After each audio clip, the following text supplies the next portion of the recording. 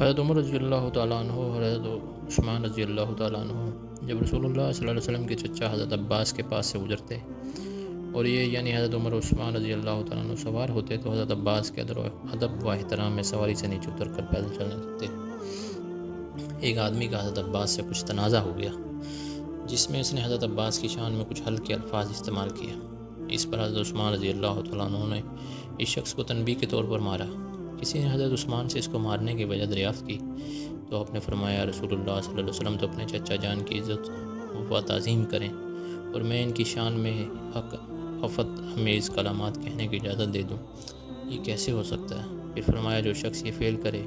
اور وہ شخص جو اس فعل پر راضی ہو، یقیناً اس نے رسول اللہ صلی اللہ علیہ وسلم کی مخالفت کی۔ حضرت عثمان کے بارے میں آتا ہے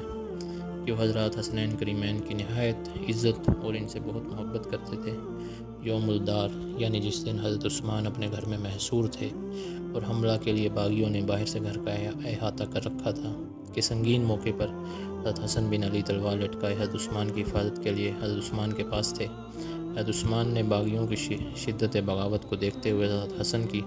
حفاظت جان کی خاطر ان کو قسم دے کر بھیج دیا کہ آپ اپنے گھر چلے جائیں، ایسا نہ ہو کہ یہ باغی لوگ آپ کو بھی نقصان پہنچا دیں۔